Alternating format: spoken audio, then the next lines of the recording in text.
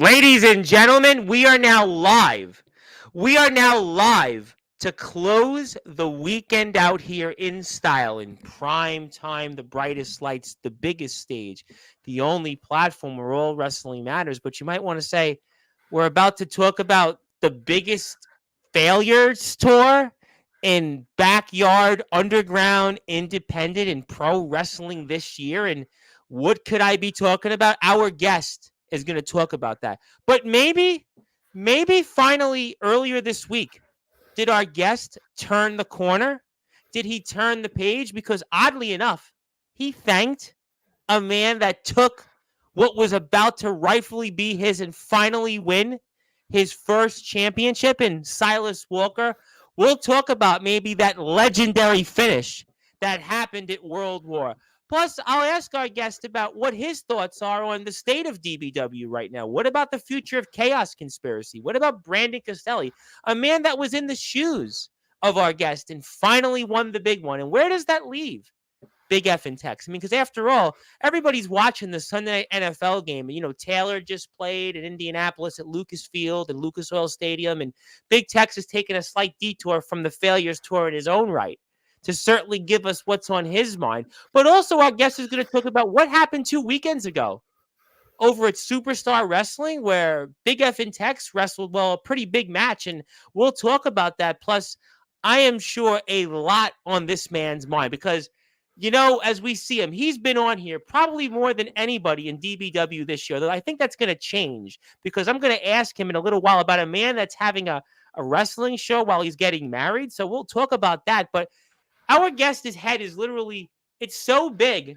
and it's so big because it could literally fill an entire stadium, which is what he's been doing on the Big Tex Failures Tour. But I no longer kid because I don't want to get into the middle of what's going on between him, Silas Walker, and Chaos Conspiracy. So we're going to close the weekend out here in style on Sportswire Radio for a platform that our guest, despite the failures tour, despite the lack of championship wins, a platform he helped build, a platform he helped to get to nearly 1,300 subscribers. And just maybe he'll have some success tonight like his Washington Commanders did earlier in the afternoon. So let's give our guest that introduction that he's been waiting for, you've been waiting for, well, I've been waiting for here on Sportswire Radio, the #1 global radio station. So with that,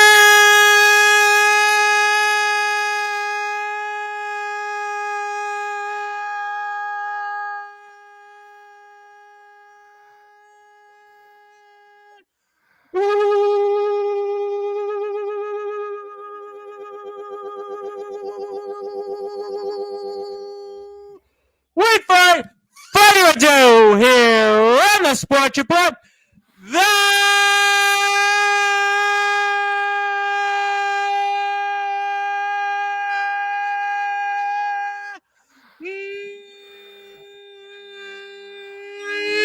#1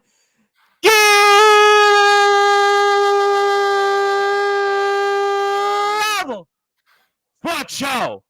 We are now in Big Tex country.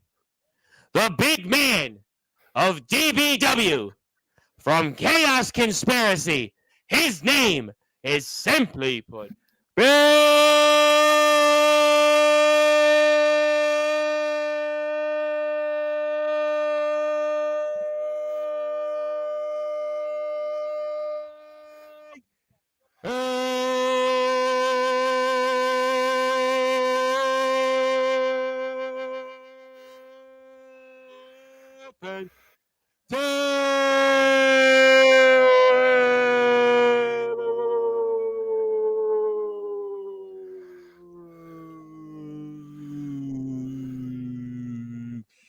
my friend, how are we doing?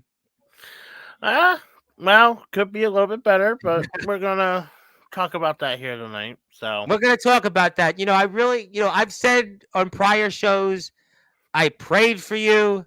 I've said on prior shows, I was rooting for you maybe more than anybody that's come on this platform this entire year because we've been going through this dance with you now, literally now for 1 calendar year. You've been coming on here now for over a calendar year.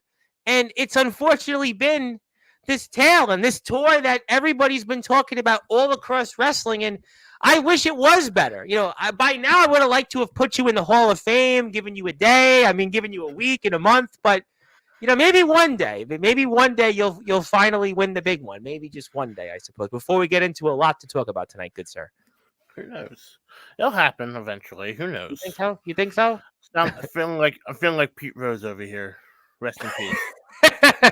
Yeah, Pete Rose. That's a tough one there. But but hopefully, but the good news is you haven't been betting on yourself, right? You haven't done any illegal gambling on your. No, is that no, what? no. Wait a minute. I got this.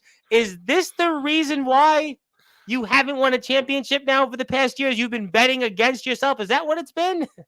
What? No, I wouldn't do something like that. Are you sure? Because you mentioned Pete Rose, you mentioned Charlie Hustle, and we know why he's not in the Hall of Fame is because, well, unfortunately, he gambled against it. He betted against his own team that he managed, and obviously, I don't know if you've been betting against yourself here in the world of DBW and all those championship matches that you've had, but no. Comparing yourself to Pete Rose, I mean, that's a scary thing you just said there just now. I mean, to not be in the Hall of Fame, it's kind of the same way that I think about it with him. He should be in the Hall of Fame. He did his time. He gets honored at baseball games. Recently, he was Phillies, and he was at the Phillies one of the World Series when they won the 1980 World Championship. Yep. Yeah, he was there. Yeah, I agree with you on Pete Rose. By the way, I have to say Pete Rose should be in the Hall of Fame. Compared to, we have racists in the Hall of Fame, we have drug addicts. I mean, we have a whole bunch of other people in the Hall of Fame that did. My thing is, and I know we talk about wrestling all the time, but let's go outside this for a second. If the commissioner really wants people to show up for baseball games, you have these people here that are doing. I mean, let's see, Darryl Strawberry is in the Hall of Fame. Well, he's not, but Ty Cobb is in the Hall of Fame. Ty Cobb is a known racist. Technically, they're not in, but I have been to the National Baseball Hall of Fame. I have seen it personally. Barry Bonds stuff is in there. Barry Lamar Bonds. Jose Canseco stuff is in there. Sammy Sosa, Mark McGwire. All that stuff is in there. I mean, listen, Pudge Rodriguez is in the Hall of Fame, and most people. I love Pudge. Me too, but Pudge Rodriguez, for all intents and purposes, was on the Mitchell Report. I mean, for those that are baseball fans, that's pretty much your clue. So, yeah, listen, there's tons of guys in the Baseball Hall of Fame that did plenty of things that probably were way worse than what Pete Rose did. But everything you've done, this has been a trying year for you. I mean, I know we're going to talk about the good news in Superstar Wrestling debuting there. Being in the Indies, a really cool thing, and congratulations. We'll definitely talk about that. But I mean, this has been, I think, is as trying a year as anybody has had in the backyard, in the underground wrestling circuit, in the independent wrestling circuit to boot, because of just everything that you've gone through. I mean, it's like you said, it's the failure tour that's happening, and everyone goes on one of these slumps where it's hard to get a win over someone. And it's the whole part of wrestling. Everyone's not supposed to be on the up and up the entire time. You got to go through these cycles where it's a roller coaster ride. But you've had so many matches, so many championship matches, and this all started with Judgment last year. Merry Mayhem, you had him, and you didn't. You had the whole thing with Jackson Snow. We had the Holy Grail situation. We've now had the title situation with Silas Walker, and there's been other matches in between that. And championship matches, you've had as many shots as anybody that I can recall in history. In the history, I would say in this circuit, you've had so many opportunities, and you can't win the big one. We've talked about comparing you to the Buffalo Bills, who won the 4 consecutive AFC championships. The San Francisco 49ers have been to 4 NFC title games in 5 years, 2 Super Bowls. We compared you to that. I'm an Islanders fan, hockey, back-to-back conference finals, don't win. The Knicks we talked about in basketball in the NBA throughout the 1990s. go to 2 NBA finals in a span of 6 years, go to 2 other conference finals, are in the second round for 10 consecutive years. They don't win. The Utah Jazz. I mean, you can go up and down the list in history. I'll even give you a new one for this year. The 2024 Yankees. Yeah, the Yankees. Okay, I'll give you the Yankees. The last 15 years haven't won a World Series, have been in the postseason 10 times. But that's where you are right now. You're in there, unfortunately, with these teams that didn't win the big one. You got there. You kept getting championship shots. It didn't matter whether it was the global title, the Holy Grail situation. You got a shot at the World Extreme title. I mean, you got, if I'm correct, the Hub City title, I think you got a shot at also. I mean, you guys, Hub City. It was the world title. It was the world title you got a shot at with Judgment. You got a shot at the World Extreme, multiple situations, Holy Grail. You were in a Rumble to get another title shot. And on top of that, you had the global championship situation with Silas Walker. I mean, I don't know much more else to say. I do agree with you. I said it when I was here with Silas, when I was here interrupting Silas. Maybe it's time to take a step back. Well, you thanked him on Tuesday's show. I did. I was perplexed. I did. He helped me. He finally helped me unleash the true nature of what I should be, and that is an unstoppable monster in that ring. But why haven't you been that going back since the Judgment match? You know, I remember when you came here right before the match with Judgment. I had you on, I think, before and after it, and you looked at that moment to be the next guy. In fact, I even compared you to Goldberg. You were going to have your moment that Goldberg had on July 5th, 1998 in the Georgia Dome. You were going to have that moment like Goldberg did. You had an opportunity to have that moment. And since then, it's almost, that's kind of to me where the tailspin started. Yeah. I'm not going to lie to you. Exactly. When I went into that match with Judgment, I think I was more scared for what could happen afterwards more than... Why? Because if I didn't prove that I could keep up with the top man of that company, I don't think I would be wrestling today, honestly. And I think the only thing that I think it's proven to me now that every time I've gotten into that ring since, I've gotten myself better, and better every single time. You've gotten better and better, but we haven't won gold. Yes. And that's the one thing, and that's the one piece that's missing out of this whole thing. With me getting better, it's still missing the fact that I don't have gold to either hang on my shoulder or put around my waist at this point. I know you. You're a good man. You know, I got to be honest. You are a good man. You are a loyal man. You are a hard worker. You're a team player. And, you know, I got to say it. There's a lot of people that come on to Sportswire Radio from all walks of life. You know, yesterday we had these guys who do promo wrestling, Texas promo wrestling. We have people in the pros. Last weekend in your spot, we had on a guy who's wrestling Savio Vega. So there's people from all over the world. The UK guys are back here on Sportswire Radio starting this week. But I got to say, I really root for you because you've come so far in a short amount of time, but yet for whatever reason, you know, you can't win the big one. There's a lot of guys and gals that come on here that, yeah, they come on for whatever reasons. It's all wrestling matters. And, you know, it's understandable. You have to give people an opportunity, but you have been here so many times. And it's almost like, I really want to see you succeed. I want to see you have your moment. I want to see you go out there and deserve the spotlight like Brandon has had, or Silas Walker, or the success, or even close to some of the success that Judgment has had. Ace Christian, a man that you were on a bill with 2 weeks ago, and Superstar Wrestling, and Kid Mike, and Van Hansen that have been on here. Cyrus the It Factor. And I mean, there's so many people, even from just take DBW, that have been here. Roland Havoc. How about AJ? Been in GTS, and Rad Dad praises him. I mean, there's so many people that have come in just from DBW. and they've all, for the most part, had some type of success, but you're the one guy. And I really root for you out of almost all the other people that come on here because you have all the traits and all the qualities. You were a guy that everybody that I stay and talk about. I like him, Big Tex, even from other feds. I like him. He's all right. He comes here. He's hardworking.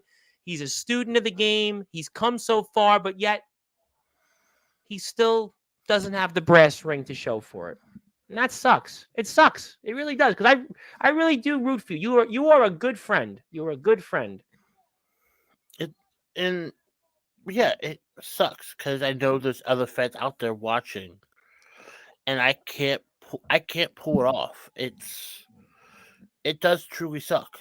You talk to family about it. What have they said? Have they given you any advice? Family and friends outside of the wrestling world, because you have a lot of friends. I mean, yeah, friends have told me about it. They've said to keep your head up. You'll get it eventually. It's going to be your time eventually. Family doesn't really watch me all that often. It's just because they don't want to see me get hurt. It's hard. I know what you do. You go through. We're going to watch some of your matches in a few minutes, but you're a big guy and you've been in some big matches. Jackson Snow, Judgment, Silas Walker, the Holy Grail. I mean, you've been in there with some big guys, and I know it's painful for them. It's very painful. And they care. People gotta understand. I'm close to 370, 375. I think Silas said 350. He said 350 the other day. I'll be honest. I'm close to 370, 375 at this point. Well, that's like two Silases, right? Yeah. And I'm still lifting and that's people. Like 5 Chase Wakefields, by the way, right? Maybe 5.5, maybe 6. You still got your humor, at least. You're a good man. You still got your humor. Maybe 2.5 of Ace Christian. I'm not sure yet. Well, Ace is actually... We're going to talk about him. Ace is high, to quote Iron Maiden. Yeah. But, I really hope that Tuesday is the start. Because I feel like... and we're going to play the match in a minute. But there's been so many times that I'm like, okay, this is the moment. And I've even talked about it on other streams. Big Tex, he's going to finally do it. He's going to finally do it. I've prayed for you. I've actually prayed for you outside of this. Because, I am a reverend. And, we have become good friends. We talk all the time. You've been a constant. You're always in the chat. You always talk to me about things. You've told me when I'm wrong. You tell me when I'm right. And I appreciate that. You're a good friend. And I want to honor you. I want to honor you like so many in DBW. But yet I can't because you have nothing to show for it still. I know. Eventually it'll happen along with... And like I said, a lot of people didn't notice it in the video, but I did talk to Brandon. I did after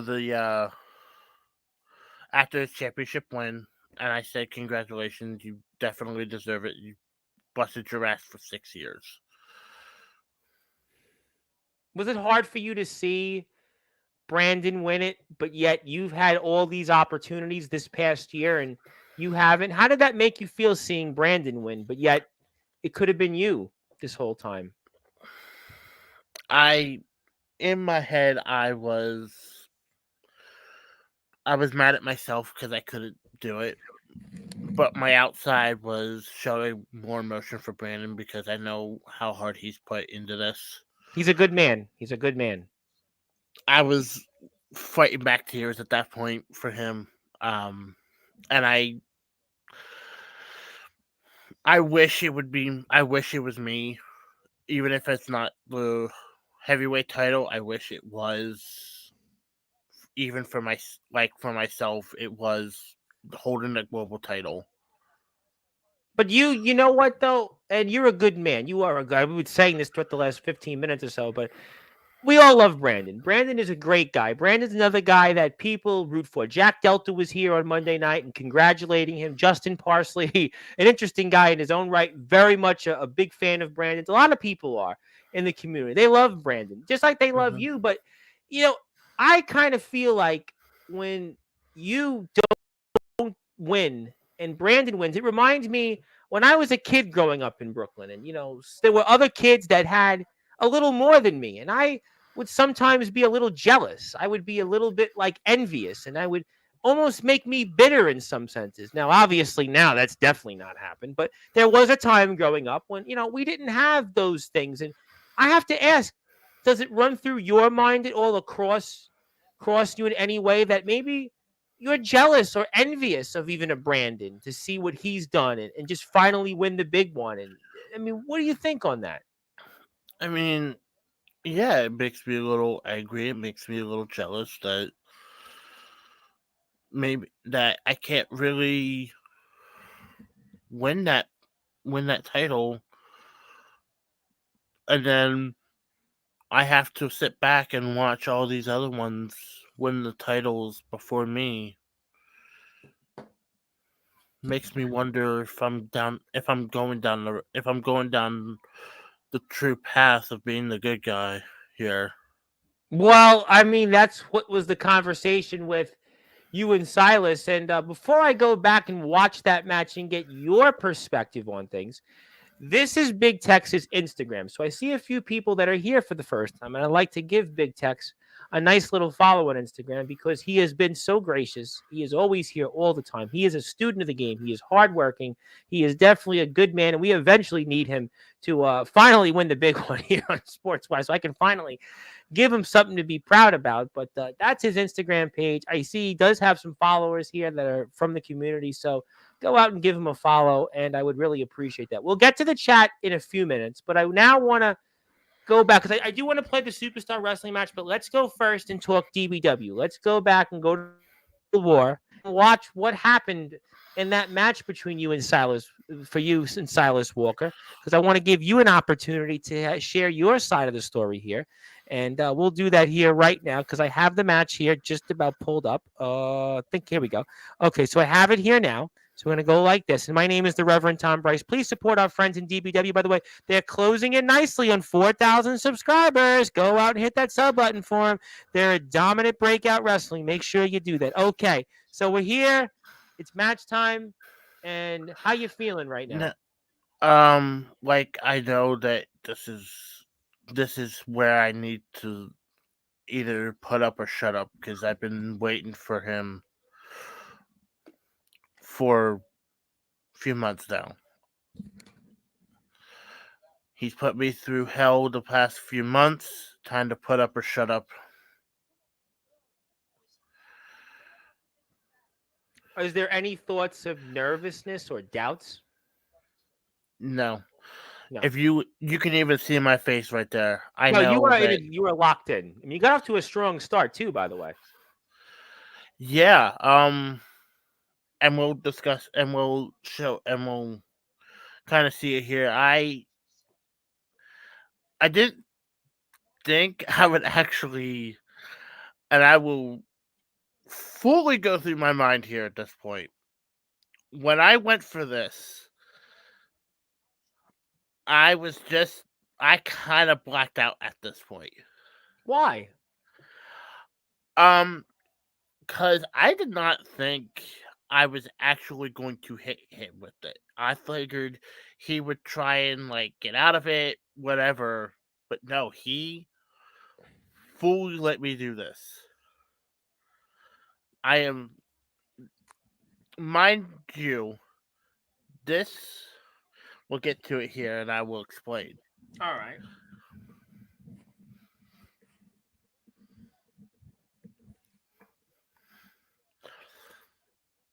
He's just mouthing off to you, and Yeah, he's the that's veteran. kind of where that right there is where I kind of just blacked out.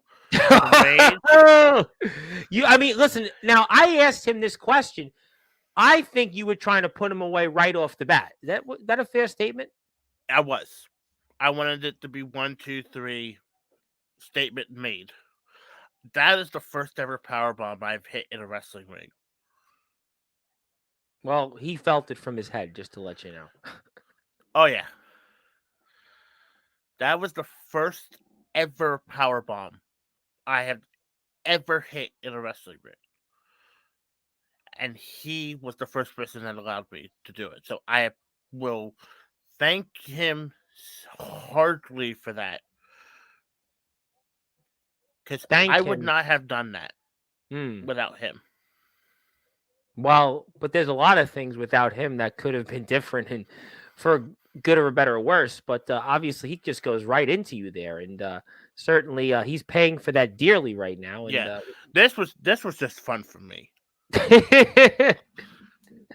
That was just fun for me because I've lifted up heavier people than that and done slams like that. But he's a guy that, again, this was personal. This was truly personal. Yes. As you can see here, I'm taking out the ability for him to try to go up to the top rope.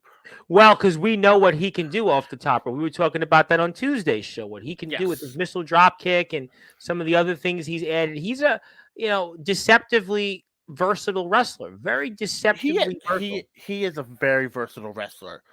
He has many years above me. He's going on 10 years. Yeah, he goes back even to the days of the GBYWN. And, I even hear through the grapevine that they're scouting him in states like Ohio right now, apparently. So, and like I said, he's going on 10 years. He has more experience than I do, but he's been honing his craft at this for, like I said, for multiple years. So he knows what he's doing. Yep, he definitely knows, and he's definitely, that made me laugh because he hits you and it hurt him. I thought these are not to be messed with, by the way. Well, you know what? I wouldn't want to meet you in a darkened alley, good sir, because that looks like that would have hurt. And I think Mr. Walker is definitely. I joked that he was is he related to Walker, Texas Ranger, with some of his offense, and he said no, he didn't like anything to do with Texas. But you're obviously yelling at him. I basically, during this match, I knew I had to get personal and dirty. Because I knew. Really? I would have thought that going personal would have took away from the game plan, because I would think a veteran like him, the more personal you go would be an advantage for him, because that's what he would want. But he knows that he can't do much with me more than I can basically slam him. And there was his drop kick, by the way, which he really goes up to the high. I mean, you want to talk about the high rent district. He goes up to like the billionaire district. And that was full straight, dead on chest. He hit me dead on straight perfect with that drop kick. And that was so I think good. He's got, you know what? I'm going to say it because I know he'll watch this. He might have the best missile drop kick I've seen the entire year in anywhere. Indie, pro, backyard. I mean, because I speak to him all. He's got maybe the best one I've seen. Honestly, I do think so. Between his drop kick and his elbow that he does, both of his high red district moves are fantastic, and this is why I make him pay. Like, well, you definitely, that looked like you were somebody would be going in front of a train right there, a train going 100 miles an hour, and you definitely did that here. We're watching. This is my little homage right here to Psycho Sid, by the way. If you actually notice how Psycho Sid used to do the back up into the ropes, and yes, I do remember that. Yes, Psycho Sid was one of the people that I always watch tape on and stuff like that. He was a great. I loved watching Sid as a kid. I remember watching him in WCW. I remember watching him a little bit in ECW for sure. But that slap was definitely heard around the world. I could have heard that from my house right now, Big Tex. Oh, definitely. And like I said, I knew I had to get personal. And that slap to me was, okay, you want to slap me, I'm gonna slap you more, I'm gonna slap you harder and make sure that it counts. And you're definitely choking him there for whatever reminded me of, as I get tongue twisted there, of a Popeye episode. I have no idea why. Yes. But yeah, I went out of my playbook here. But you let him go out to the outside there. You didn't let up on him. You let up on him a little bit. You didn't, go back and try to attack him further at this point. Why? Why not? Because I knew he was going to do something like this. Had I gone outside, he was just going to run right back in and try and get me down. So that's what he sort of did. He still couldn't get you down, though. No. But this is where he messed up, because he brought it out. he came out to me then. He could have Well, stayed we're in the going to get ring. to that. That was a loud shot. I think we're going to get. I'm going to actually put the volume up when we go to that. So maybe we'll put the volume up now a little bit. Let's get the audience watch. Oh, Silas Walker. Silas Walker followed up with a palm-coated chop. Hang it on. Oh, bring it on. Let's get it on. Big Tex Roadhouse, look out. I think that was Roland Havoc who just said that. Oh, my God. No. That sounds basically reminded me of Psycho Sid playing softball. That was actually Silence, because that was a sickening and if you want to pause it here for a second. So that is a little homage to a certain moment from WCW history. Kevin Nash throwing Rey Mysterio into the semi. Okay, that was Nitro, right? The Nitro episode, Yes. right? Where they came in and they threw him across. What was it? The TV trucks, right? All the big TV The trucks. semi truck, yes. Yeah. Wow, that was a good one there. That was a good one there. Well, you definitely did that to Silas Walker, and poor Silas Walker. I mean, he's down and he's down for the count there. But Yeah. we'll put the volume down and we'll watch the match. We'll definitely have to because I was for whatever reason, I don't know why I decided to do this on the ring apron, and I feel a little bad watching it back over and over again because of it. This, and Silas, if you're here, I apologize for this. Ooh, you know what? Let's actually go back to that. I want to go back to this. I apologize just a little bit Put for some that chocolate one. chips on. When you take a frying pan, Yeah, let's hit watch it here. somebody with Here we that's go. what it sounds Watch like. That's what it feels like. We have to back it up just a little bit. Frying pan of a hand that Big Tex has. Pancakes, baby. Need to go back. Yeah. Over these last few months. That was painful. He pancaked it. Yeah. Honestly, I think that's basically what it was. Just He pancaked. That was a straight frying pan like chop from. You know what? When one day I have pancakes again, I'll be reminded of it. I'll think of you, Big Tex, when you pancaked Silas Walker. That's gonna hurt, ladies and gentlemen. That's gonna leave a mark. Let's just put it that way. Yes, it will. And it has for multiple people. Well, you know what? And it's certainly Silas Walker as another one. We're watching Big Tex for Silas Walker for the DVD. And you can see me here. I'm stalking him. But you're giving him time, though. But you're giving him time to get back in this match. Couldn't you have put him away a little sooner? He's a veteran. You admitted it. He's a near 10-year veteran. You're giving him time to recover. But true. Yes, I could have. But I know that he was going to have to do a lot. And he, like you said, he just took me down there. It took 2 of those kicks to take me down. That's a lot more than a normal person should take. I agree with that. But you still gave him the opportunity to come back in this match. And okay, I just noticed that. He just disrespected me again. But he wants to win the match, and it's personal. It's been personal. Everyone knows what that hat means to me. Yes. And we know last year you let him wear that hat, if I recall correctly. Yes, I called him a brother at that point. He talked about this. He's talked about this here in the last couple of times he's been on Sportswire. I mean, obviously, I don't know if he used you, but obviously there was a relationship that's no longer, and that elbow that elbow so heard good. around the world. Yeah, that was definitely one. That was so good. 2. But it was so good that you kicked out. I mean, he's getting frustrated. He's getting frustrated. He's a veteran. He knows he can't beat me.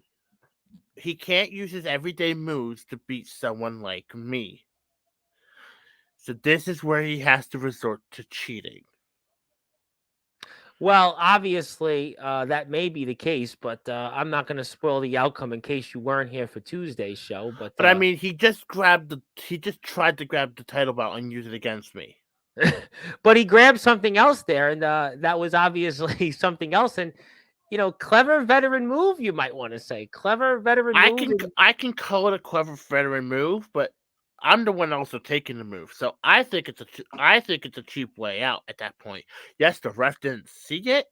However, it's still a cheap way, and you see me kicking out of it because But he's a 10-year veteran, knowing that where he is in the match, to find a way to keep the match going and to give himself an opportunity to hang in there and win this match, or at the very least retain that championship that he's earned. You can see he's running out of steam at this point. Yes, he's definitely running out of steam, and definitely the engine is definitely about to pull over, and it appears to have been pulled over. 1, 2, 3. But there's a but. There's unfortunately, there's a but. You're looking there, and it seems like yes, you're in your moment, you're in a zone, but I will tell you one thing though, and I've kind of noticed it every time I've worn a certain set. I'm starting to believe those kick pads there are cursed. What do you mean by that? I haven't heard that before. Somebody say kick pads are cursed. Tell me why. Every single time I have worn the gold kick pads, I have lost title matches. Every single time I've worn the gold kick pads, I think except for one time I've worn them, I've lost every title match. So it only took you a year to figure this out? I mean, yeah, honestly, yeah. It only took you a year? I mean, we've been going through this dance with you now for literally 1 calendar year, and then there it goes. You get the belt to the face there. That's going to definitely leave a mark. Yeah, he actually almost busted my nose there on that. Well, that's because, what you did to him. You threw him into the ring post. You slapped him hard. I mean, Now this is where this is where I became kind of proud, I will say. Well, Jacob Cassidy coming out. Yes. Knowing that he still has my back. Silas the other night said that he is chaos. He's not. Well, he referred to this, and we know that chaos has kind of gone through some chaos in the group. There's been some, changes, cosmetic changes, you might want to say. And yeah, well, guess what? There may be some cosmetic changes. However, that doesn't mean our mission isn't still the same. But is it though? Because the group is a lot different than what it was at the start of the year. It is. But every group has to go through some changes. We lost Rob, so we had to find someone else to come in. And you did. And we found possibly a good replacement for him.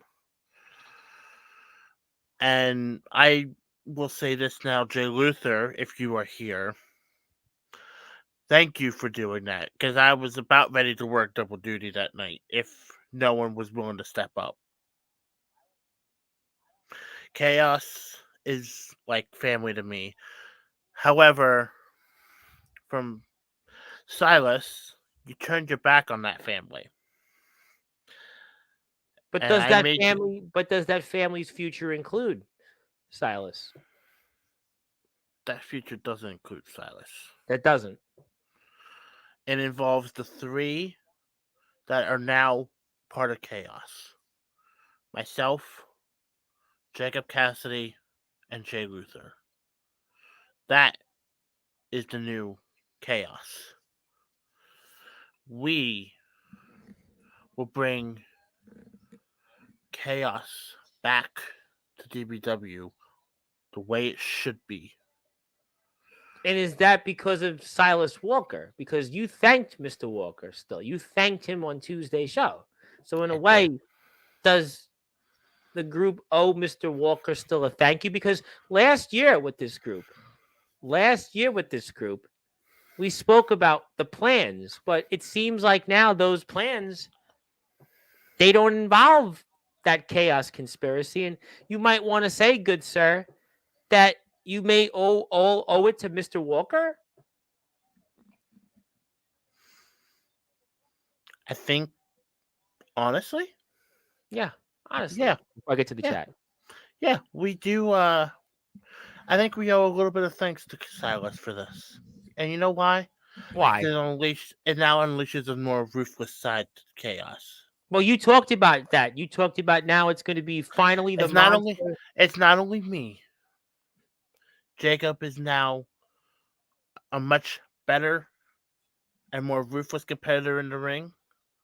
Jay Luther has now gotten more experience. Jay Luther has, I mean, he wants to about coming a long way the past year. Jay Luther is right up there. I mean, Jacob Cassidy, I've seen him all over the place. I mean, he's been another guy I've seen in GTS as well. I've seen him in a lot of places. I mean, he's, you've all come a long way. But while you've come a long way, unlike the other two, you don't hold any gold. You have nothing to show for it. Those two, they've achieved gold. They've won gold and they've had success. And you haven't quite had. That's why we're on the Failures Tour. That's why, it's the Failures Tour. It's basically the biggest tour of this year. Unfortunately, it's the Failures Tour, though. It is. And have you spoken to Taylor Swift about it? Because she's got the Eras Tour. Have you maybe asked Taylor for some advice? Because she's got the Eras Tour, and obviously that's been very successful. I know that you're obviously competing with that, but have you considered asking Miss Swift for advice? I know, obviously, you guys are right. You bring up the one person I hate in this world. Well, I thought you hated Silas Walker. I mean, in wrestling. I mean, Silas is just a little bit below her, but she's on a level now where she's just annoying. Yeah. Well, you and Mr. Walker obviously have those issues, but I think that we'll certainly find out. But I know there's a lot of people in the chat that want to talk to you, and I want to give them an opportunity. A lot of people have been patient. I want to make sure that we get a chance to say hello to them. We are here with Big F and Tex. My name is the Reverend Tom Bryce. Your voice, figuratively and literally, we're all wrestling matters. I'm going to be here tomorrow also at 8:30 p.m. Eastern Time with D Savage of NEW. You've seen him also wrestling in the Pennsylvania independent wrestling circuit. I think he's wrestling 714 Wrestling. I've seen him in some other places. So he's another guy out there in the independent wrestling circuit. I'm going to get to why it's important for you as well. And I don't know if I'm here on election night, but we'll see. I'm sure I'll be doing something. But in the meantime, I'm here tomorrow, and I'm here right now with Big F and Tex. Let's get to the chat. Zilla's in the house. Zilla would like to say hello. Hello to Zilla, as always. And there he is, Jacob Cassidy. What's up, Big F and Tex, the man that came out after the match we just saw. And there he is, Mr. Cassidy, your brother, your true brother in Chaos Conspiracy. Yes. Well, the man who's had my back since I first started. Year and a half. So. It's been a year and a half, right? About a year and a half. Hello there to Jacob Cassidy. Yes. Now, I want to ask you something. Now, there's something on a lighter note. There's a lighter good news, Big Tex. Is that everything is about the Big Tex Failures Tour. Here's a reason why. Now, there's a guy coming on here Wednesday night who I know you definitely have a lot to say about. And his name is Chase Wakefield. Now, he's supposedly a Bitcoin billionaire. He apparently was at some thing with Elon Musk. I don't know if he was asking for $1 million to go vote. I'll leave that to other people to figure out. But this Wednesday at 8:30 p.m. Eastern Time, now he's going to be live on Sportswire Radio to talk about, he's got this thing that he's doing. Now, he's getting married. Now, congratulations to the Bitcoin billionaire. But he's also holding a wrestling wedding invitational show. It's supposed to be the biggest super show of all super shows. And he's got, obviously, our good buddy Ace Christian's here, Sugar Dan Stovko. There'll be more announcements this Wednesday. And I was wondering, Big Tex, for those that are listening and watching here in prime time, the brightest lights, the biggest stage, the only platform, World Wrestling Matters. Are you going to this show? And are you expecting to wrestle on this? And if you were to get married, would you do what Chase Wakefield is doing and have a wrestling super show while you're getting married? I mean, this is just, to me, the most interesting thing the last 3 weeks on Sportswire. I mean, first of all, Chase, congratulations. Second of all, you are one crazy SOB for this. You are one crazy SOB for this. A wrestling invitational. Yes. At your wedding. Yes. You, sir, are crazy for this. You're the first person to say that. James Taylor was here and said, it was interesting. He didn't know if he was invited, but he would be showing up Wednesday. Vegas Storm, who was trained by Copper Dragon, was basically saying, well, if I can find a way, I'll get there. I've been asking everybody else about this. I asked the guys from Texas Promo Wrestling. They were like, well, I want to be invited. I want to show up.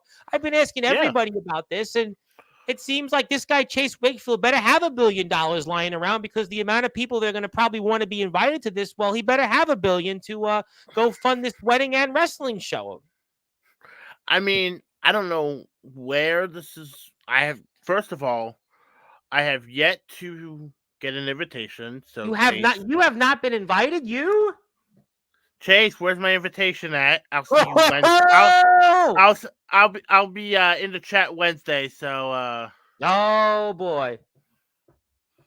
Do you feel disrespected by Chase Wakefield? I thought you guys were friends. I didn't know there was any issue between you and him. I mean, if I get invited, it's fine. If I don't, nothing to worry about. I asked Brandon Castelli about it on Monday's show, and Mr. Castelli wasn't on the card either, as far as I knew. And I asked your former buddy Silas Walker about. Now they have a really interesting history, and Mr. Walker had a few things to say about it. And I'm very surprised Silas wasn't invited due to the history with him and Chase Wakefield.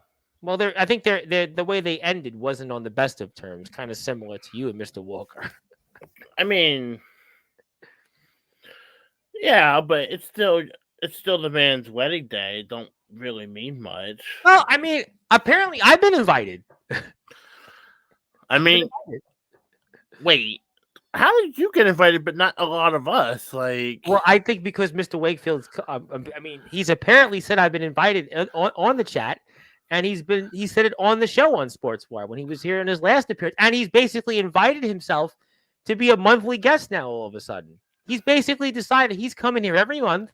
So I guess in his way, he's invited me to come to this, and I'm considering going because it's Pennsylvania. It's actually wouldn't be at least I think from where it is, it wouldn't take me all day to get there. So I'm guessing. I would guess. Hey Chase, if you're still here, is it near Shippensburg? Are you doing it near Shippensburg, or where are you doing it at? I'm kind of curious because this is a very good question because I think there's going to be a lot of questions here. There's a lot of money that Mr. Wayfield's going to be shelling out for this. Yeah. But, well, you know what? He's going to answer all this Wednesday night, 8:30 p.m. Eastern time. He better be ready because I have a feeling that everybody in wrestling is going to be peppering Chase Wakefield. I even hear through the grapevine, my British wrestling friends, they want to be invited. That's what I've heard. Wow. British guys. We talked about with the British guys here. So yeah, the CCW, and I just saw a couple of things from them today on Facebook. And CCW guys, I have also the Tribal Cheese, RP Davis I spoke to about this. I mean, a lot of guys, we have a lot of them coming back onto the platform. So who knows? I think Stud Bronson and I spoke about this, who's wrestling Savio Vega. And I definitely wouldn't want to get on his bad side. And, Mr. Wakefield's going to have a lot of explaining to do. Yeah, and he's going to have a lot of explaining to do Wednesday night. So I'll don't worry, though, Big Tex. I'll ask Chase Wakefield if you're invited. I'll ask if Brandon's invited, Silas is invited. And I'll ask, I'm sure, a lot of other people in DBW if they're invited, Yeah, I'm kind of surprised a lot of the DBW guys haven't been invited. I know Ace is invited, but it's like I don't know. There he is. He's, I don't know. It's a good question. I really don't know those answers, but the good news is he's here Wednesday night, and I'll ask all of them. Yeah. Hello there to Chase Wakefield. Yes, hi to Chase. We'll take this off the screen for now. He said earlier in the chat, I think baseball is the one sport I haven't gotten into. Well, you missed out a great postseason this year. You definitely missed a great postseason. But yes.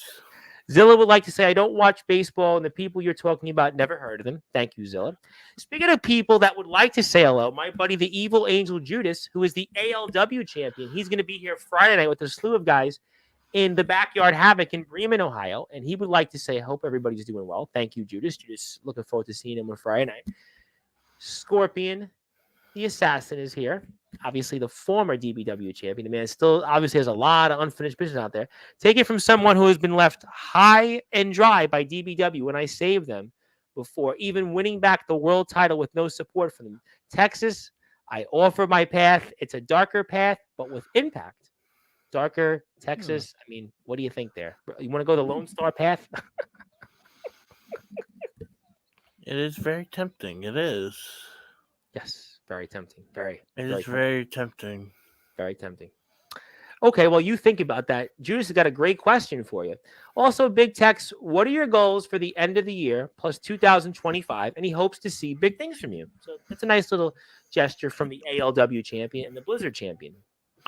So, and goals for the end of the year, I would say at least maybe cut even on record for wins and losses this year. I've had more losses than I've had wins. 2025 probably, I would say, expand out a little bit more. Maybe go to a couple more independent shows. Get myself out there a little bit more for people to see, and then probably hopefully hold some gold in 2025. Well, you better do that, my friend. We're going to talk about an independent match you had once we get through the chat. So I can assure you that is something we are definitely going to do here very shortly. So hang on to that. That's for sure. But we'll get to that here, plus some other things. Yes, hello to Judas. We love Judas on Sportswire Radio. Zilla, though, wants to say that she would like to see you and Brandon Castelli instead of Mr. Judgment getting another shot there. Because we saw what happened at Thunder Punch episode 25, where it looks like, I suppose, that Judgment and Brandon Castelli aren't done. And Zilla would like to say you get another title shot, but I don't know if that's something that... I'll be honest. I don't think I'm ready for it. Yeah. Well, we want to see you win a match, We want to see you win. Yeah, I'm not ready. I love Brandon, but I don't think I'm not ready for Brandon. Well, I don't think you're going to get a shot at Brandon at the moment because I think Zilla pretty much correctly pointed out that Judgment, I don't think, is done with Brandon Castelli. I'm just saying. Unfortunately. Speaking of people who had a birthday yesterday, Vegas Storm, the Ultimate Storm, who obviously we celebrate his birthday by me doing a small rap there. He was here Friday night. He was talking about Ronnie Brady for whatever reason. He is a protege of Copper Dragon. He would like to say hello. How you doing, Vegas Storm? Good to see you. Yes. Happy birthday once again to Vegas Storm, who turns the big 26. More from Scorpion Assassin. I was left alone to take on pure ignorance and ego. Took a cylinder block to the skull. Saved DBW twice. Won back the world title and no celebration. No thank you, Texas. I offer you a new way, a darker way. So here you go. A second, almost you might want to say lifeline even from Scorpion the Assassin. What would you like to say? Scorpion, I'll be in touch. You'll be in touch. Wow. You'll be in touch. You'll be in touch. You'll be in touch, I think you have something to offer. You do? That's so kind of you. Obviously taking a lifeline from a veteran, a man who's done so much in our circuit, a man that has obviously done a lot. And I've seen what you've done in the past recently. Yeah. I wasn't a fan of it before, but now I've come to like it a little bit more. I've kind of liked the violence. Well, you need more violence. You need to give your opponents more violence and finish the match with a victory. I like the violence. I like the darker side of things. Yes. Now. Hey, if it's working for the Commanders, maybe it'll work for you. We have gone to the dark side, so thank you. I would never have guessed the Washington Commanders would be 7-2 right now, but you know what? I guess hell is frozen over. Speaking of people that I do owe an appearance before the year is out, I will get him on this platform. A man, though, that he kind of called all this stuff earlier in the year. That is the It Factor Cyrus. He was the man that held the global championship, and he did. All he's saying is good evening, but he did call a lot of what you went through this year. Anything you want to say to the good It Factor? I should have listened to you. You should have listened to a lot of people. Jackson Snow, maybe. Silas Walker months ago. I think Chase Wakefield even mentioned it a couple of times. I mean, there was a lot of people that did. I think, I need to go back and rehash a couple things that I wasn't listening to beforehand. It reminds me of a Taylor Swift song where never going back ever, ever. You should have went back ever, ever. Listen, okay, I'm not going to do the Taylor Swift. I was doing rapping though on Friday's show. But, I would love to have Scorpion on Sportswire. I think we spoke about this maybe like 2 months ago, and it may be time for Scorpion to come onto the platform soon. It might be time. I think it's a good point. Good point. Hello there to Silas. Yes, we say hello to Cyrus as well. Yes.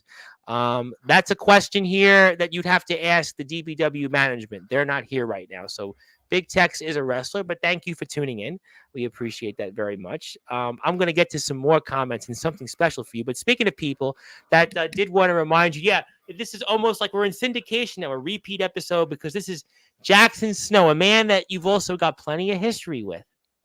A man who would like to say that it's a repeat episode, the Tex Failure Store. Quit trying to be buddy-buddy with people, and you will see the bigger picture. He's been telling you this for months. I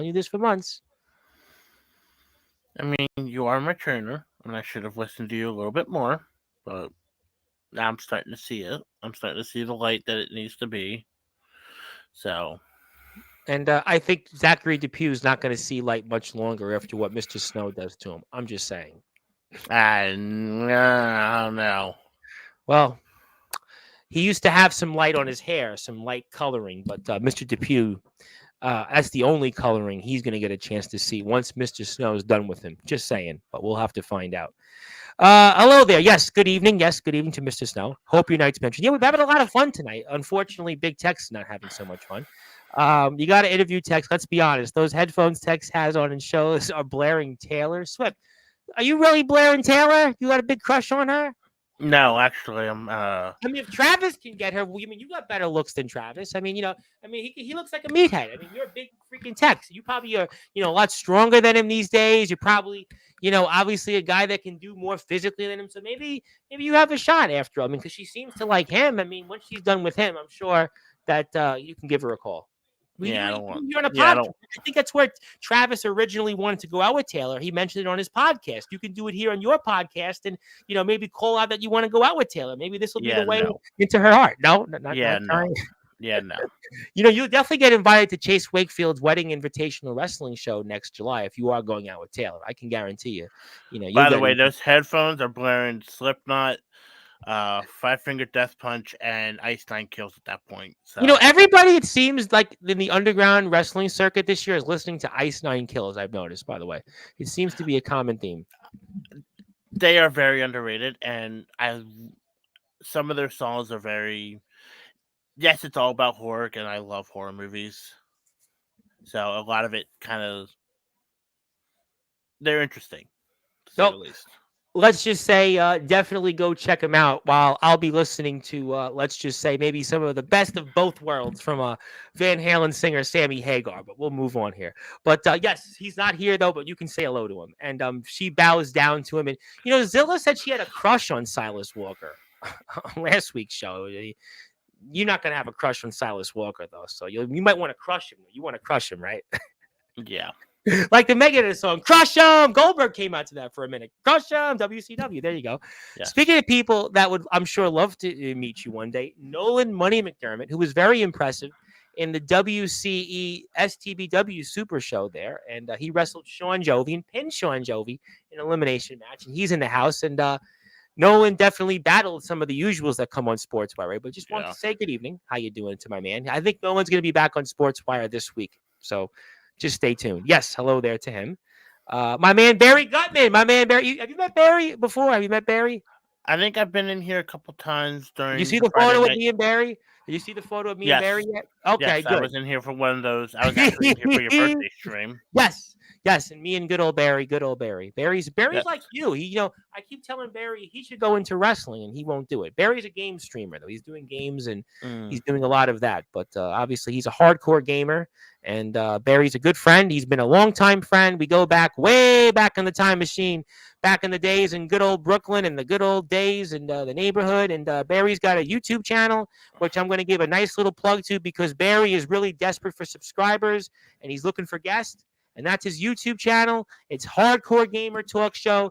Go give him a sub. Trust me, do it. And Barry will definitely be on Thursday night, 11 o'clock Eastern time. So check out Barry and all the gang that's on there. And Zilla acknowledges Nolan Money McDermott. How kind of her. Hello. But thank you for that. So we'll let the chat move on here because we've cleared the comments. But, I have a surprise for you, Big Tex. There is apparently a surprise. I have been given something. Yep, I've been given a surprise. And I want you to see this because obviously I have received something from somebody. I can't say who, but I have received something that they want to show on the screen.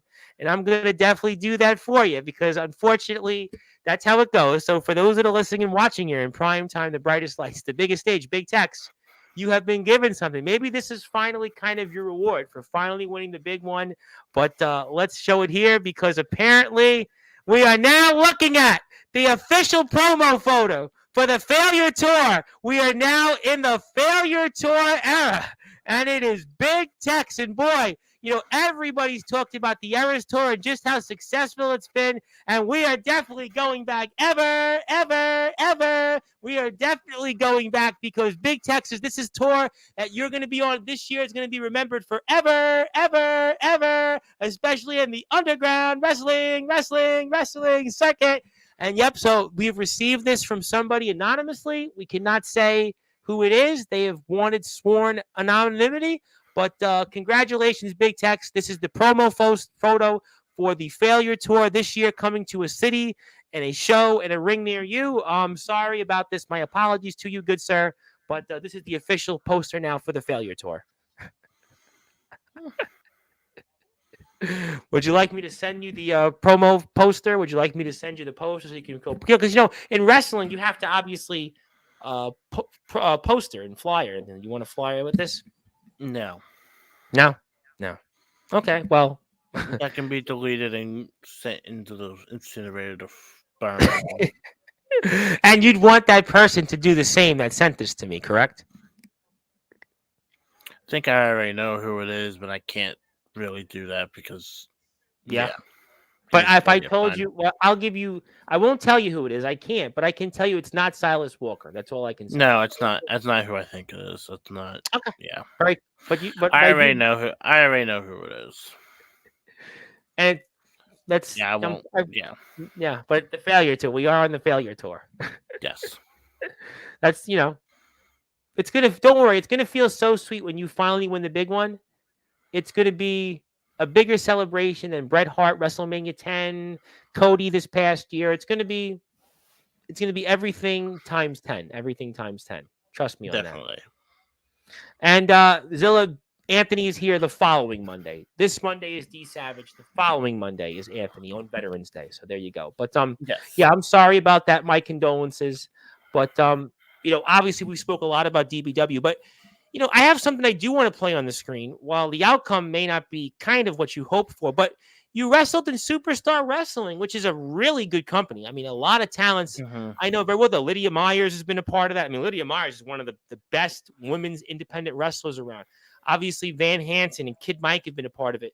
A man you share a locker room with, Ace Christian's been there. I mean, a lot of great people. And I think now it's time for me to play something. I like to show that for the audience and talk about your reactions of being a part of Superstar Wrestling 2 weekends ago. So let me put it back up here on the screen for those that are listening and watching here on Sportswire Radio. And tell us what we're seeing here. You're here at Love Drafts. That's a place I know very well. We've showed the venue here before in the past. And talk about your experience here at Superstar Wrestling. So this was a whole brand new experience for me. And it was definitely something completely different.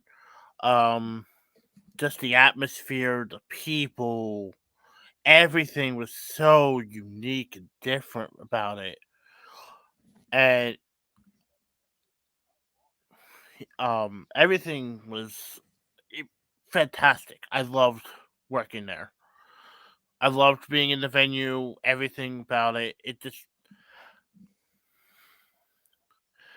and I'll be brutally honest here. Yeah, you will notice it whenever I first come out. Okay. I am nervous excuse my language. I am nervous as all hell here Why are you nervous, though? You were at Amplified earlier this year. It's not like you haven't been on an indie show before. I mean, yes. However, this is really, and I think we talked about it briefly. This is really like my first chance of really going out on my own and doing a show where I don't know a whole lot of people there. I'm not really known there. I've never wrestled for Love Dress. So this is the first time people really have got to see this whole gimmick character of mine out in the independent scene like this. How does that make you feel to have that opportunity? Again, with great company, great history, Pennsylvania independent wrestling scene's a great scene. I do a lot of coverage with PWX tomorrow. I'm talking 714. So Pennsylvania independent circuit's a really strong circuit. So, I mean, what does that do for your career? How does it make you feel to be here right now? I think for me, it's saying, okay, I'm moving up in the world. Like I know that the independent scene is out there. You've got to experience it a little. You've got to be on a show with a lot of these guys who know what they're doing, who've done this for multiple years now, doing the independent scene here in Pennsylvania. Listen to them, take feedback from them on everything that you are doing. Listen to them because you are still the rookie in this whole thing. But you've been around still guys that have had a lot of experience. Judgment's obviously had a long career. Hanson and Mike. I mean, you mentioned Jackson Snow. There's a lot of guys in DBW, though. I mean, the Prodigies. Jimmy Controversy raves about them. The Stompers have been a part of DBW. I mean, a lot of guys in DBW have been in the Indies. So, I mean, wouldn't they have given you advice and such? I listen to anyone that wants to give me advice. I use it as a sponge, and I learn what I can do, what needs to change, everything like that. You know, it's funny that you're going on the independents, and last time you were on the show, we were talking about Rob O'Malley and Eddie Exile, and Rob O'Malley is funny enough was just on I think his first indie show or his first or second indie show, right around the same time of this, and I just find that so fascinating. Obviously, the old WWE guys. And this is actually the first time I've actually been outpowered by someone. Well, you had Judgment. I mean, me and Judgment were still mate on power, though. This is the first time I've been outpowered in a lockup like that. What's that make you feel? That I know there's bigger people out there. That hurt. That's your receipt for what. Well, that's your receipt. Listen, that's your receipt for what you did to Silas. And then I actually felt them. I'll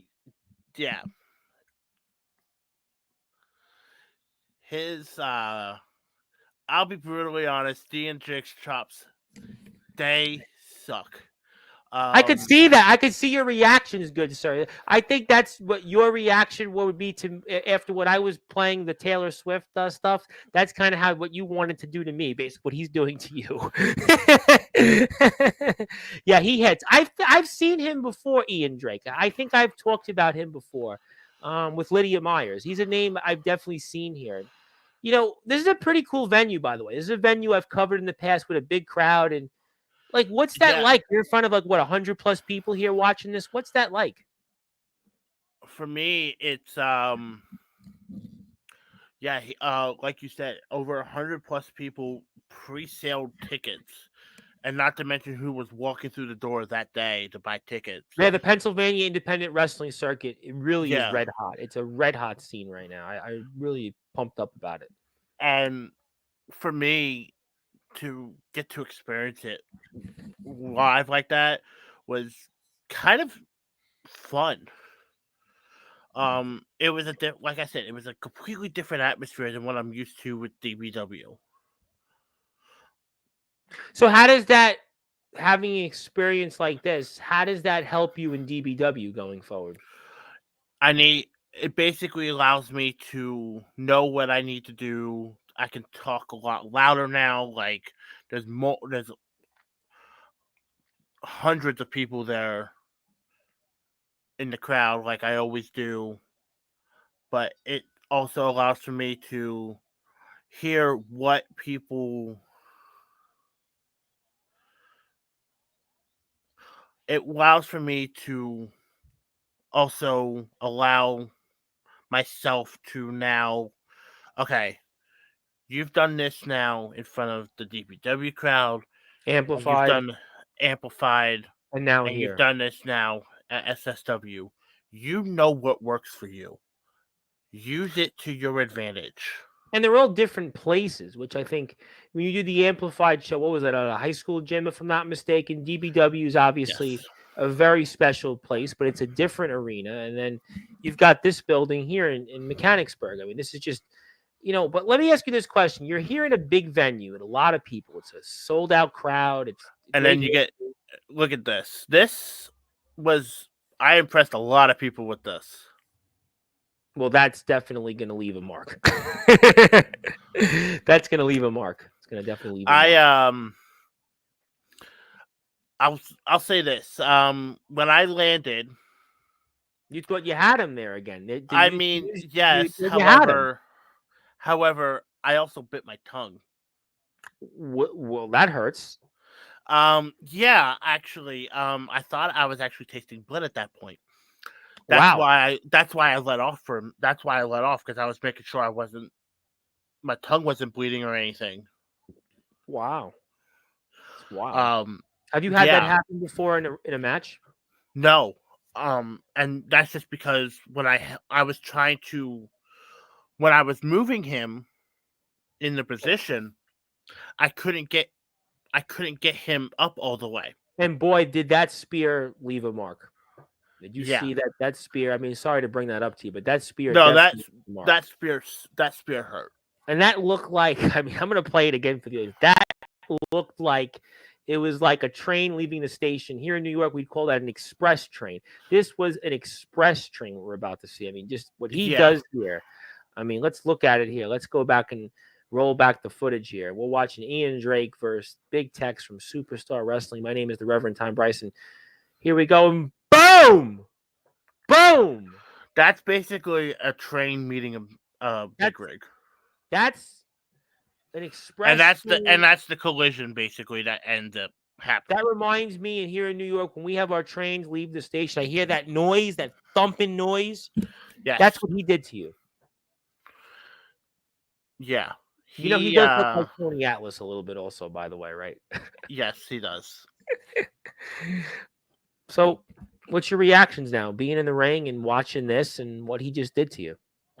I took it with a grain of salt because all this was a learning experience for me. What did you learn from it? Stay on him. Stay on him. Had I not let up on him, I probably would have beat him. Is that inexperience or nerves? Because you talked about being nervous at the beginning of the show. You're in a big venue with a huge crowd. It's a company with a great history. We talked about Pennsylvania independent wrestling, where it's red hot right now. PWX comes on here, 714 tomorrow. I mean, like, I think it's a mixture of both the inexperience and the nervousness from me debuting in that organization. Mm-hmm.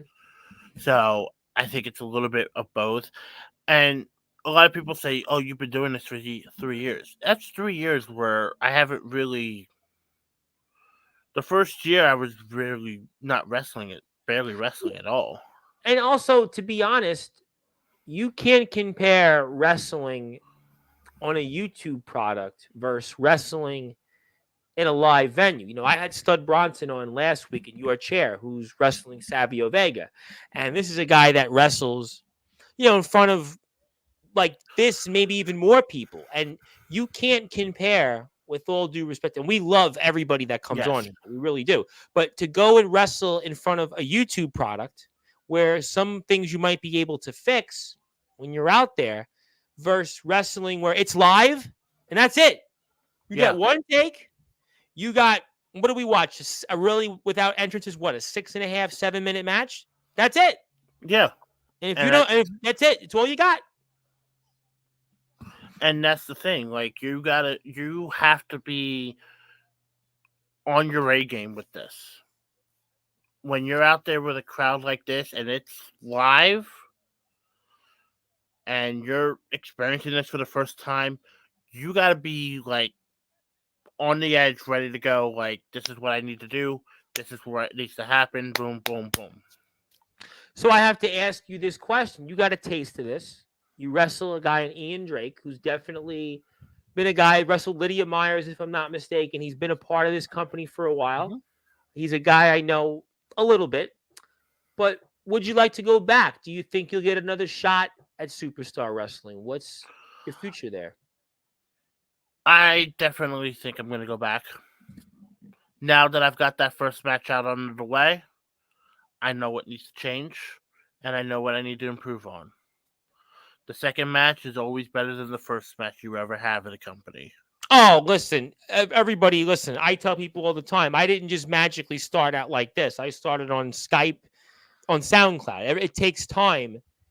But there were other people from DBW on this show, and Ace Christian's a name, right? We saw him come up in the Chase Wakefield Wedding Invitational. He's going to be a part of that, and he's starting to make some waves. And he's on the same show as you. And what's that like being with some of the guys in DBW? So I know not everybody you knew, but in particular, Ace Christian, he's really come a long way these last few months. Yeah, for me to see how Ace has really improved himself, and from kind of meeting him last year to seeing what he has become this year has been a dramatic change, and a change for the better, I would say. He's really improved himself since I first met him last year in DBW. Right. And I think it's really one of those things where it's one of those things where it's awesome to see, especially for himself, but also for the rest of us that gets to be around him often enough. And it's good experience to learn, kind of bounce stuff off of him. Like, hey, do you think this would work? Do you think this is not going to work now? Like, because he has a little bit more of that experience now, working a lot of the indie shows and stuff like that. He's trained under Hanson and Mike. He's been over there wrestling with them. Yeah, he was. He just got dethroned the other week by Jacob Cassidy. I'm pretty sure.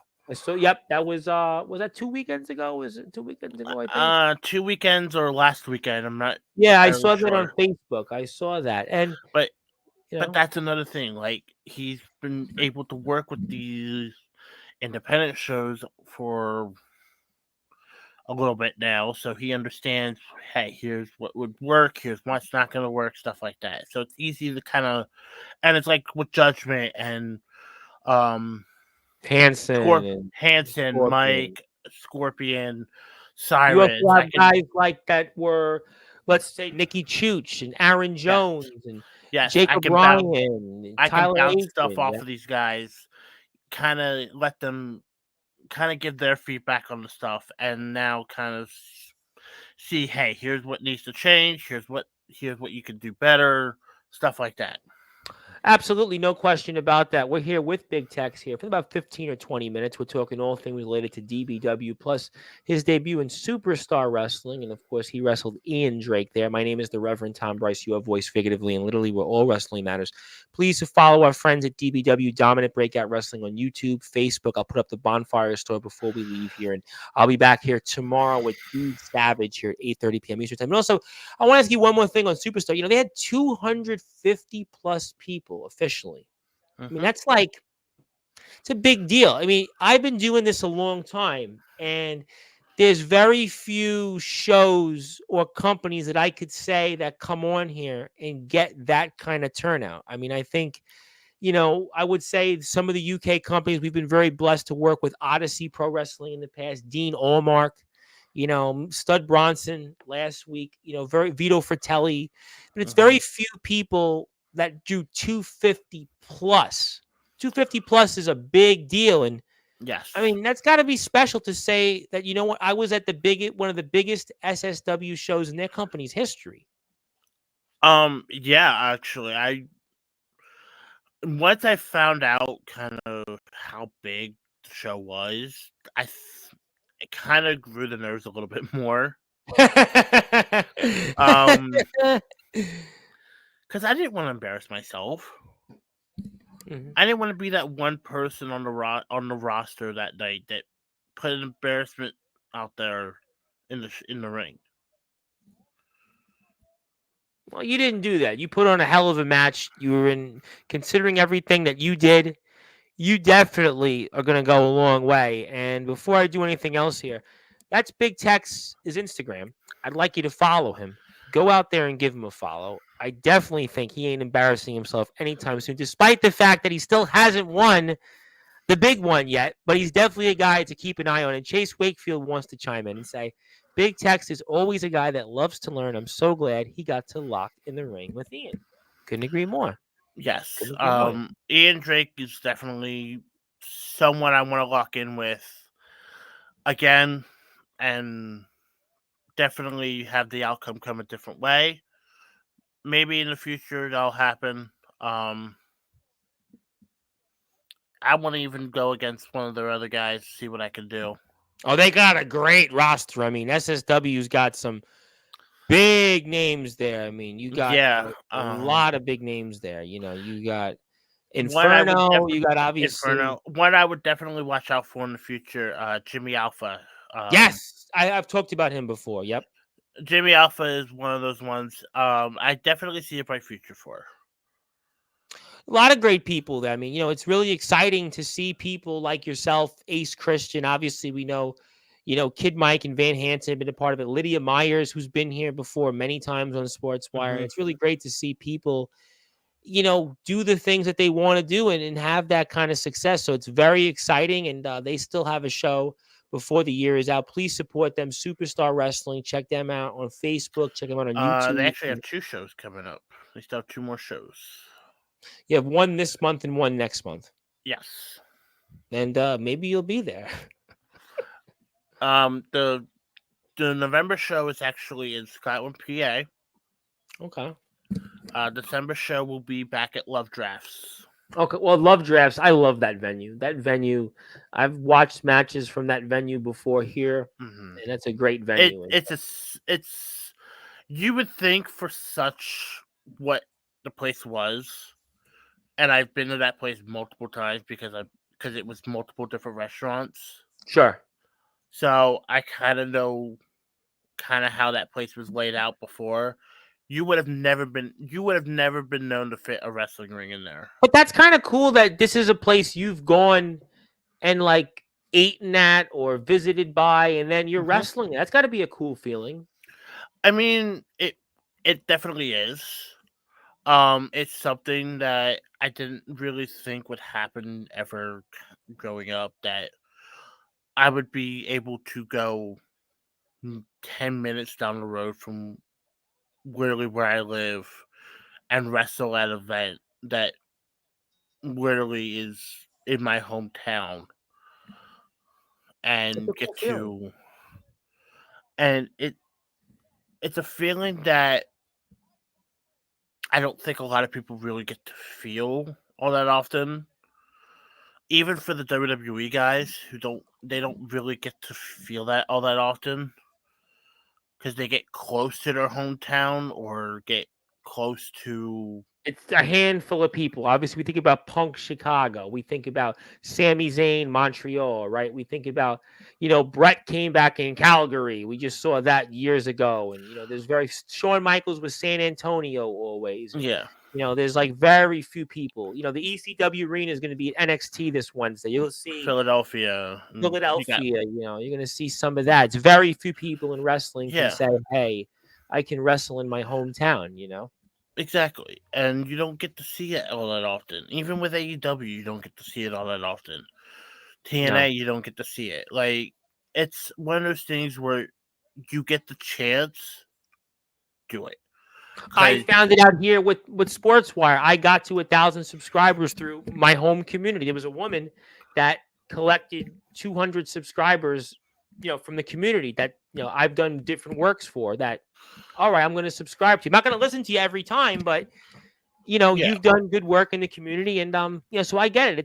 It's a great feeling, and I think that you're going to get many more great feelings. And before we get to the final things of the show, Scotland is like 5 minutes away from. He's like 5 minutes away from everything. Chase Wakefield. He knows. I mean, he lives in the middle of nowhere for one, so he is like 5 minutes away from everything. Well, we'll have to see where his wedding is. I'm going to ask you. I'm going to make sure Wednesday I ask you about you. I know I'm sure a lot of people are going to be like, I'll be in the chat. So if you forget, he's asking for it Wednesday because everybody, like, I've been hyping his appearance up now for like almost 2 weeks. So like every wrestler, I have a feeling. Oh, Chase, you are screwed because I know some of the IMF guys are coming in. That's what I think. Omen Black and Soldier GP. Well, am I invited? Because if they don't get invited, you're dealing with that. I know Darkron wants to come, and I think Darkron. I think Darkron spoke to Chase in one of the streams. Yeah, I think Mr. Kron did speak about it. I know Big Man Cam knows about this. I want to tip my hand on it, but there's some other names that I think you'll see that are familiars on Sportswire. I don't want to say what I think, but you'll definitely see a lot of familiar faces. And there is one person I do want to see come in Wednesday. Yeah, that would be the former Hardcore King. I think me and him need to have a little chat because I would love to face that man. I would love to face that man. Well, you never know. You never know there. You just never know. But Zilla's got actually a good question for you. How long have you been wrestling? I know I've asked you this before, but Dilla doesn't know it. How long have you been wrestling? When did you start wrestling? And what was your inspiration to become a wrestler? Big F and Texas. Great question. So I've been technically started wrestling back in 21, 22. Long I've been doing this for would be about, I would say, 3.5 years. Kind of started off doing it off and on. And then found DBW and kind of went from there at that point. Inspirations, like a lot of big men, Vader. Stud Bronson last week, and you should have seen Stud Bronson. He looks like Vader's son. Stan Hansen, who I've learned to throw lariats. JBL's made a huge comeback the last 6 months. He's been all over the place. Psycho Sid, Umaga, Yokozuna, little bit of there's a little bit of some Cena and Randy Orton in there that I like to watch, especially with the promos. And one of the other inspirations definitely in Bray Wyatt, the creative freedom that he had. I take a lot of that and kind of I like to get the creative juices flowing, and I always love what Bray did with his creative juices. I was always a big fan of Eddie Guerrero. I didn't get to watch Eddie much. Edge. I have a lot of people that I really look up to about my inspirations, but a lot of the big ones, again, Umaga, Yokozuna, Silas Vader. Walker. No comment. We'll move on. Vader, Psycho Sid, a lot of the big men from wrestling past that. Vader comes up a lot on Sportswire. Eddie Guerrero always comes up. Vader comes up. It's so funny that Vader comes up. They were so technically sound in the ring. Yeah, it's a good point. Vader was doing stuff that no big man should be doing. Vader today, even looks modern. Like Vader, I know like he's like 20 plus years removed from his heyday, but like even today, like some of the stuff he did in the ring would be like modern. I think like Eddie Guerrero is another example. He's obviously left us 19 years ago, but he's another guy that today even You is see like so relevant. many people that were inspired by Eddie. Oh, for sure. Absolutely. Even attires to this day are inspired by Eddie. Eddie's a guy like Rey Mysterio that they transcend generations, and it's They do. And it's unfortunate with Eddie because we only had him really, what was he, 38, 37, and he really only had, a run in wrestling of like, I don't know, 7 years, 8 years. If you think about his core run, I know he was in Mexico and Japan, and but his run in America was really, WCW was like 3 years. WWF. I mean, I'll give the chat a question here. All right. And if you really know Eddie Guerrero, you will know the answer to this. Okay. I'm going to not know it. What company did Eddie Guerrero get his American debut in? ECW? Yes, actually. ECW, right? Yes. Well, because ECW, they were doing the challenge exchanges he was with Art Barr, and he was like was it CMLL, and that was through Conan, because Conan had a relationship with Heyman. I think ECW, he was brought in there kind of around the same time as like Chris Benoit, though I really shouldn't say his name. Benoit, Dean Malenko, and some of those other guys. And that's why Malenko and Eddie hit it off so well in ECW. Yeah, the 60-minute matches that they were doing. I have that on VHS somewhere. When I was a kid growing up in Brooklyn, I remember buying an ECW. There was a kid that was in my music class, and we were like in grades, maybe junior high, and we were like, he was recorded. He had all this stuff, and I remember like sitting there. I cut school one day, and I watched like a bunch of these matches, and it was in a blue. It was like in a blue case, and I bought like 4 of these VHS. I probably have them somewhere, and it was a lot of them where Eddie Guerrero was on it, Dean Malenko. I had Chris Benoit, I had Rob Van Dam, Sabu, and that was just amazing stuff. And we definitely give our thoughts. And it's because it was one of those things that it was like people got to understand when ECW was around, they were defining what it was to be a wrestler. Sandman was an everyday dude that was coming out there and wrestling. Well, ECW was the blue collar, especially if you were in the Northeast. You're a Northeast guy like me, so you identified with ECW because that was your upbringing. I grew up in Brooklyn. My dad was had relatives who were dock workers. He was blue collar. And like even to this day, I'll go back on Peacock or whatever and go watch old ECW stuff. Yeah.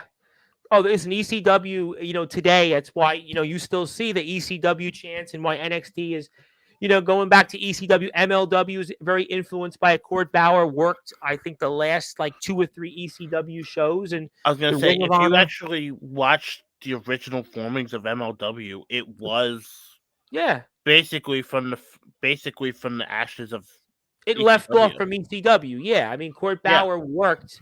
He worked like the very end of ECW. I mean, he was basically a disciple. He was the disciple of Heyman. But obviously, that stuff is all great. But before we close, I got to ask you a few things. So we've talked a lot about DBW tonight. You were here last Tuesday on the show. You went back and forth with Silas. We spoke about some different things maybe you'll do. We had a photo at your expense. But what is the future now for Big Tex and DBW? What is the future? Future, I don't know. Future right now is a little bleak. I did say on, what was it, Tuesday or Wednesday? Tuesday. Tuesday, I did say I was going to start from the bottom, and I'm going to do that. I'm going to start straight from the bottom. And maybe I've been in this business long enough to see myself be the hero. Be the good guy for long enough. Maybe it's time to walk down the darker path. Maybe it's time to maybe it's time that I walk a path that I know won't be liked by the fans, but maybe it's well needed in my personal opinion for this point. So you Headed into basically are next admitting year. what everybody said about you the last year. You're admitting it. I refused to listen to it because I wanted to walk that path, but yeah, everyone was right. Everyone was right. I should have listened, and I didn't want to listen because I wanted to follow that path. Did you let the fans down? Did you let them down here these past year? Yeah. You did. I Wow. I believe that I put so much into wanting the helping the fans connect with me that I wasn't looking at the bigger picture. I should have taken that bigger picture and ran with it. Instead, I focused more on the fans and listening to the fans. Well, they loved And you. The fans in DBW, they chanted for you. They loved you. They still love you. It's just unfortunately, you haven't been able to win the big one. And, a lot of people were behind you. People loved you. They still love you. They just unfortunately, you haven't been able to do what Brandon did. Brandon was finally able to do it, but you weren't able to. And, we talked about what is your career. I asked Vegas Storm on Friday night, is your career at a crossroads? He's going through a couple of things, and he talked about he didn't feel it was. But I kind of think these next few months before we sign off, it might be where Big Tex is at a crossroads. I mean, you're like the boy who cried wolf. We had so many title shots, and like you said, you have to start from the bottom. You're starting over. And, it's a deep DBW roster, got a lot of talents. The landscape has changed drastically. Chaos Conspiracy has changed. Maybe the one thing that if you don't go to the dark side, the reason that you don't is that Jacob Cassidy and Jay Luther, they're still behind you, and you can't let them down. They stood by you. At least Jacob Cassidy has. So maybe if you don't go to the dark side, Jacob Cassidy still got your back, and he chose Big Tex. He didn't choose Silas Walker. He didn't. But what happens when you can put the trust into people, but yet you still fail them? You eventually have to turn your back on them. But if they didn't do anything to you and they stood by you, do you turn your back on them? That depends. If you think you failed yourself and you failed the group, do you punish yourself or do you punish the group? I don't know that answer. I've never been in that circumstance, but I know that Jacob Cassidy, he stood by you. And he doesn't deserve that. He doesn't. I deserve to maybe I don't deserve to be in chaos. Maybe Silas is right. Maybe it does need to. Maybe a change does need to happen here very shortly. Yeah, that was a Sheryl Crow song. Change, do you good? I need change. Change, do you good? I mean, but maybe though the changes, Chaos Conspiracy has made those changes, and those changes can help you get back on track. I don't know. I mean, you have a lot of decisions to make. A lot of decisions. I think we'll see in the next coming months what happens. I think honestly though, I think you're gonna see, and I said it Tuesday, I think you're gonna see a much more ruthless version of myself coming out. I just don't know if what's going to happen if it does fully once it went gold, what's going to happen afterwards. Well, we're going to certainly find out. And obviously, a lot of those questions are going to be answered coming up here between now and the end of the year. And if you want to follow DBW, you can go to Dominating Breakout Wrestling on YouTube. Facebook, support them. You want to buy some merchandise in between to make Big Tex feel a little bit better, not feel like he's on the failures tour. That's his merchandise. Check out, you can buy a shirt and do that here. $19.99 only. Shipping will come out to another $4, $4 or $5. You want to buy some other DBW merchandise? We got some great stuff here. Please go out and support DBW. DBW has been great friends to us here on Sportswire Radio.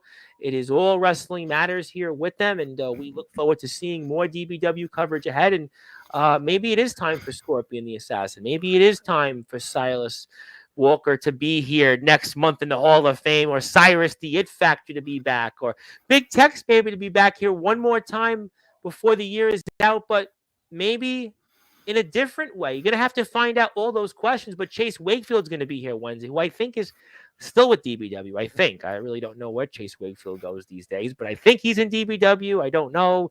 Brandon Costelli gave me the same answer. He might be in, he may be, but he does sort of show up still. I have no idea.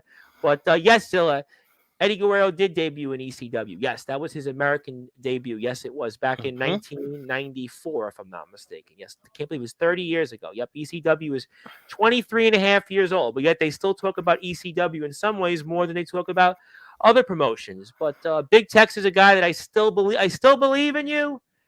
I pray for you still. I hope you finally get it right and get back on track and finally win the bill so I can have you join Silas Walker soon in the Hall of Fame, and Chase Wakefield and Cyrus the It Factor and Brandon Costelli and Ace Christian and Kid Mike and Van Hansen and Mr. Judgment and all these other stars. So I hope that your time is going to come.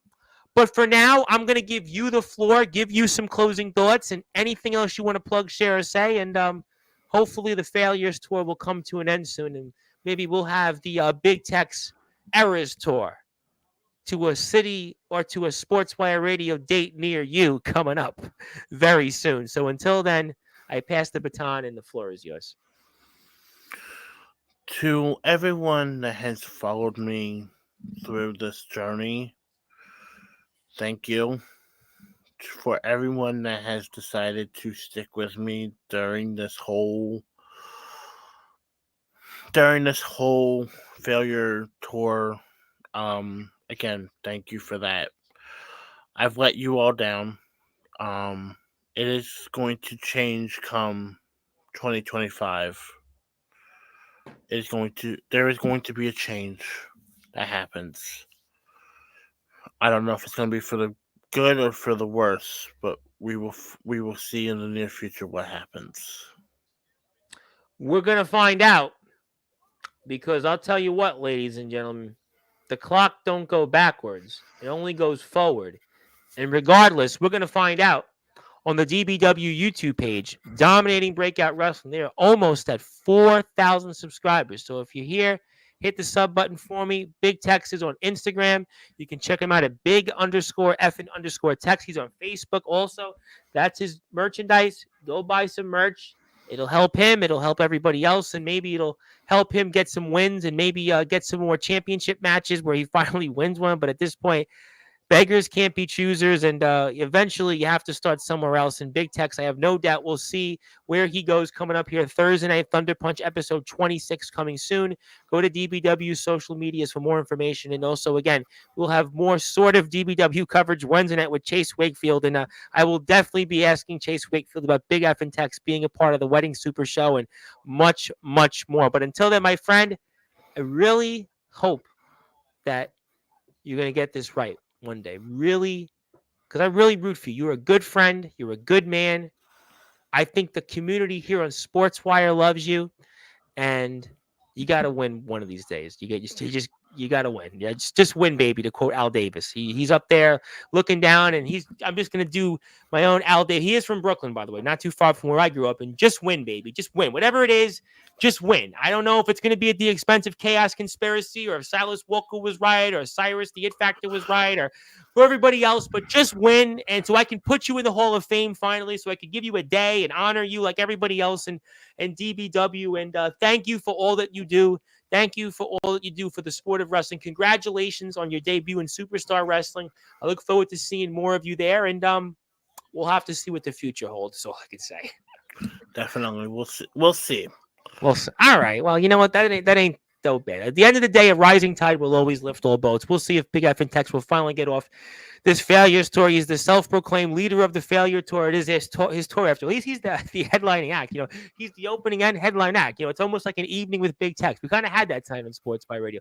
Rush would famously have that evening with Rush. This was an evening with Big F and Tex. But obviously, Big Tex is definitely plays the drums as loud as Neil Peart does in the ring, especially as Silas Walker going into that ring post, and Ian Drake as well. Ask him. But my name is the Reverend Tom Bryce, your voice figuratively and literally where all wrestling matters.